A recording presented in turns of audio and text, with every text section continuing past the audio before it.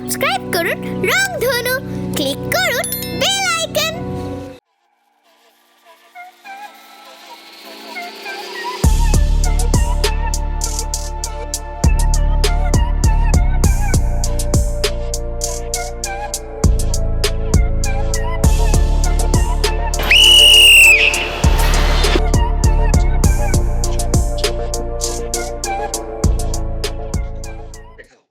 Sorry শিষ্য, আমরা তোমাকে এই বছরও দলে নিতে পারলাম না।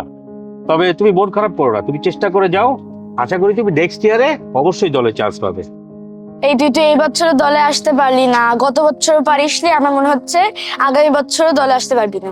ফ্রেডি, এইভাবে কেউ কাউকে বলে? তুমি ওকে বলে কষ্ট দিল না?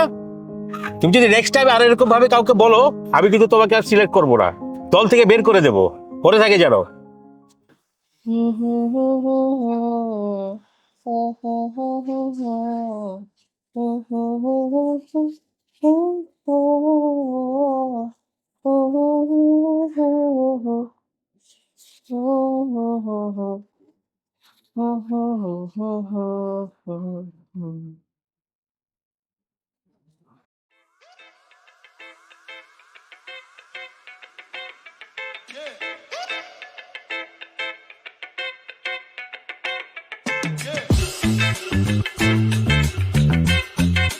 শ্রেয়ন, এবছর তুমি ফুটবল দলে অংশ নিতে পারোনি?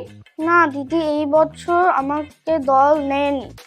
আর দলের সদস্যরা আমাকে নিয়ে হাসাহাসি করছিল এবং বলছিল যে আমি পরের বছরও দলে অংশগ্রহণ করতে পারবো না। অন্যদের কথায় কান দিও না, আর অনুশীলন করাও বাদ দিও না। ওরা তো আমার থেকে ভালো খেলে। ওদের কথা শুনে আমার মনে হচ্ছে আমি সত্যিই কখনো দলে অংশগ্রহণ করতে পারবো না। এই বছর আমি অনেক অনুশীলন করেছিলাম, এখন মনে হচ্ছে সবই বৃথা, আমাকে দিয়ে কিচ্ছু হবে না। আমি তোমাকে আজকে ব্যাঙের গল্প বলবো।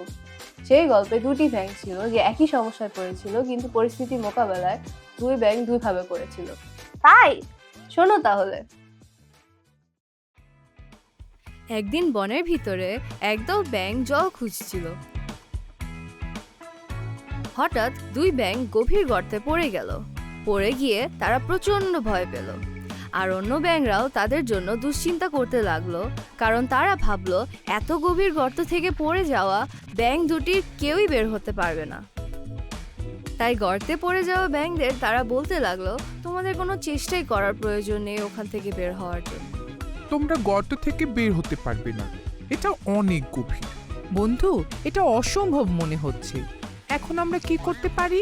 গর্তে থাকা ব্যাঙ দুটি চেষ্টা করতে লাগলো বের হয়ে আসার জন্য, কিন্তু বন্ধুরা তাদেরকে নিরুৎসাহিত করতে লাগলো। তারা যতবার চেষ্টা করতে লাগলো গর্ত থেকে বের হয়ে আসার জন্য, ততবারই আবার গর্তে পড়ে যেতে লাগলো। প্রিয় বন্ধুরা, তোমরা ঠিকই বলেছ, আমরা কখনোই এই গর্ত থেকে বের হতে পারবো না। চেষ্টা করে আসলে কোনোই লাভ নাই। আমাদের আরো চেষ্টা করতে হবে, আরো উঁচুতে লাফ দেওয়ার চেষ্টা করো, আমরাই পারবো। আমি মরে যাব, আমাকে বাঁচাও। এরপর কি হলো? যে ব্যাঙটি নিরুৎসাহিত হলো অন্যদের কথায়, সে গর্তের ভিতরেই মরে গেল। বন্ধু, তুমি এত দ্রুত আসা ছেড়ে দিলে। ব্যাঙটি মরে যাওয়ার কারণে সবাই তার জন্য দুঃখ প্রকাশ করলো। কিন্তু অন্য ব্যাঙটি গর্ত থেকে বের হওয়ার জন্য চেষ্টা করতে থাকলো, আর অনেক চেষ্টার পরে সে গর্ত থেকে লাফ দিয়ে বের হয়ে আসলো। আমি পেরেছি, আমি সত্যিই বের হতে পেরেছি। সব ব্যাঙ তার বের হয়ে আসে দেখে অবাক হয়ে গেল, ভাবতে লাগলো কিভাবে এটা সম্ভব হলো। তারা আশ্চর্য হলো। শ্রেয়ন, তুমি কি জানো মরে যাওয়া ব্যাঙটি কি প্রমাণ করেছিল? অন্যদের কথায় প্রভাবিত হলে আমরা নিজেরাই ক্ষতিগ্রস্ত হই। হ্যাঁ, ঠিক বলেছো। অন্যদিকে গর্ত থেকে বের হয়ে আসা ব্যাঙটি আমাদের প্রমাণ করলো যে নিজের ভিতরে বিশ্বাস থাকলে এবং নেতিবাচক কথায় যদি আমরা মনোযোগ না দিয়ে পরিশ্রম করি, তাহলে আমরা সফলতা অর্জন করতে পারি। ঠিক বলেছো দিদি, আমি দ্বিতীয় ব্যাঙের মতো হতে চাই। তাই বন্ধুরা বলছে যে এই বছর আমি অংশগ্রহণ করতে পারি না, কিন্তু আমি এই বছর অনেক অনুশীলন করব যেন পরের বছর আমি অংশগ্রহণ করতে পারি। এই তো আমার ভাই, যেহেতু গল্প শোনা শেষ, তুমি কি কিছু খেতে চাও? হ্যাঁ, আমি আনারস খেতে চাই। আচ্ছা, অপেক্ষা করো, আমি কেটে নিয়ে আসি।